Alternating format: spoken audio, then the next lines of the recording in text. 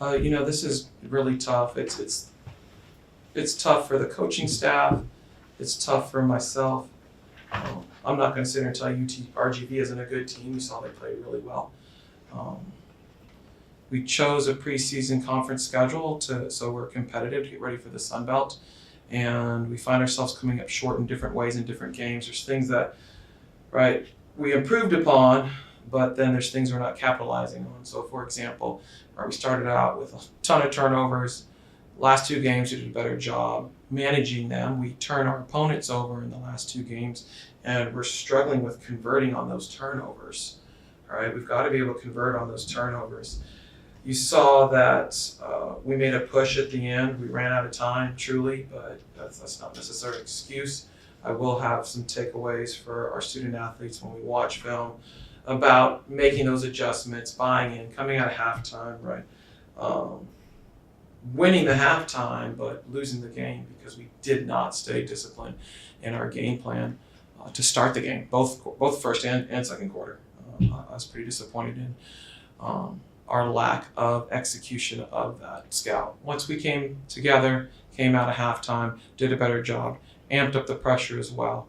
I think that did generate some points and energy for our team, and we had a good set rotation of those young women there to finish. But I'd be lying if I didn't say I was disappointed in the start that we've had this season. But I'm also not in a position right now to tell you that I don't see some positives that can help us grow to keep pushing ahead as we go into conference play. There's some really great teams mid-major wise that play tougher schedules in the preseason.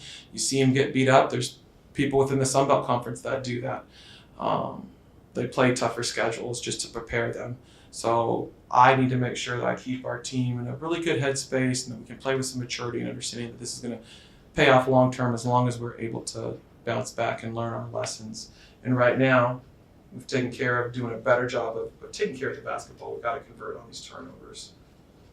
I guess throughout this 4-game stretch, how much is like these issues kind of, I guess that's contributing just because like this is a young team, like, tonight, most of your contributors are, sophomores and freshmen and all of that stuff. But like, how much is this kind of just growing pains that this team just trying to, because for a lot of this is their first time playing like collegiate basketball at this level, not only at this level, but also like in starting positions where like they're the main focus of this team's success. I look at that every game, Colton.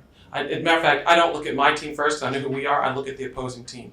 That team we just played was nothing but juniors and seniors. The UTSA team we played was nothing but juniors and seniors. That Texas Tech team was the second oldest team in the country. So I'm very mindful of that as we go into it. So initially I was like, turnovers because we're just, being loose with the ball. We got that. Now it's going to be the chemistry part of learning how to play with my teammates, but at the same time learning how to play this level of competition. So for sure that's a factor. You got to learn as a coach, though, to keep the main thing is, and whatever that is whether it be boxing out, rebounding, taking care of the basketball, converting on those turnovers. I'd make sure that I focus on that versus understanding some of those young decisions that we make. Because in the same token, you saw those young decisions hustle hard and get after it, right? That's the youthfulness of it. But that's why I say I'm not going to sit here and say I'm disappointed, but it's definitely not the end of the world as far as getting ourselves prepared for Sun Belt play.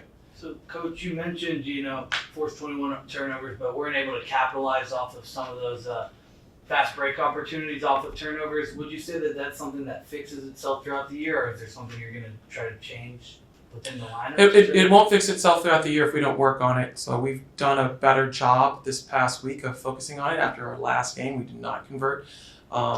There's some things we're doing drill-wise to help. And I can tell you, we weren't great at it. We're better. So once we start getting better at it, just like turnovers, I'll feel more confident. They'll feel more confident, to be honest with you, and understanding how to convert on those opportunities.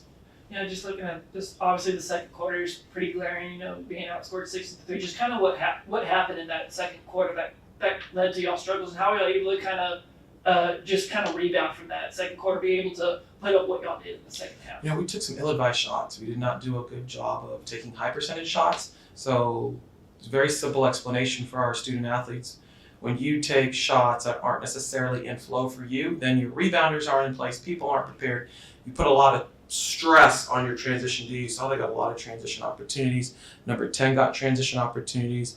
And when you give up those easy buckets that just require effort of pushing the ball, then it puts more stress again on your offense. So then it's like this vicious cycle you got to really kind of jump start to get them out of, to trust the game plan, right? To move the basketball, take better shots, and truly halftime was the time for us to be able to reset the button for them. In flow, we struggled with that, and that sometimes is youthfulness. It's shedding some of our understandings of wherever we came from, whether it be junior college or another 4-year, right? And then the other piece is just inexperience and youthfulness. What would you say the biggest adjustment at halftime did y'all make that really kind of got that, especially that offense kind of flowing in that second half? Did a better job of recognizing where we're going to get the best shots and trusting that, as well as we did a really good job of pushing the ball hard in transition, right? I think the numbers that we had helped, and then amping it up on the defensive end, really just putting pressure on them. I know Sinai is going to get a lot of the credit, with 24 points, but your Kalita Murphy, the freshman, with 13 points. How proud of you for her stepping up in a big role tonight? Murph did a great job, right? The more opportunities she gets, the better she's going to be. She plays her role really well. She knows that she has the ability to score, but she also is a physical presence. She's a really good rebounder, and she's a willing teammate. So I'm excited about our it's a young group, right? Because Kira, who starts, is just a sophomore. Angela Carroll, who also played, was a freshman, just like Murph. But Murph tonight got opportunity, and she definitely took advantage of that and got to the free throw line as well. So, Coach, how proud are you of the team for, obviously, got down 15, 16 points, I feel like you see in college basketball, a lot of young teams can kind of let the wheels come off, but this team kept on fighting and pushed it to single digits for a couple times this game. Just how proud are you of you for showing that fight? I'm excited when we sit down and watch film to show them that we have the capabilities of being able to, right, fight and battle and make adjustments in game. We need to work on not putting ourselves in a position where we have to do that, right? And so that's something that we can turn to and say, we've done it. We know we can do it. If we need it, let's pull that out of our bag to use it again. Let's do a better job of not putting ourselves in this position. But for sure, I'm proud of the group that was out there that was able to push through. Yeah, I know down low y'all kind of got, being out rebounded 46-28. What's something y'all can adjust to kind of help y'all get those more rebounds and just kind of not only create second chance opportunities, but also limit their second chance opportunities? I challenged our group at halftime, Golden, big time. They were out rebounding us. I made them aware on both ends of the floor. So they had us being one and done. We weren't getting offensive rebounds, right? Which is a situation within itself. And then we were giving up easy opportunities by not boxing out. And so having our team understand that because they're young was really important in understanding how possessions play out when you do that. So it's something that we're going to focus. It's something we've been focusing on. It's something we need to continue to focus on. And obviously, the road doesn't get any easier. I know y'all go on the road to A&M Corpus. That's always and in the kids game. That's 11 a.m. game. So you're waking them up at 7 a.m. for pregame meal, and you're getting out there. It's loud and a lot of fun to be able to do that. But yeah, that's a challenge for sure. Yeah, and just I guess your biggest takeaway from this game, as y'all trying to search for that first win, but what's going to be the big takeaway from this game as y'all try to move forward?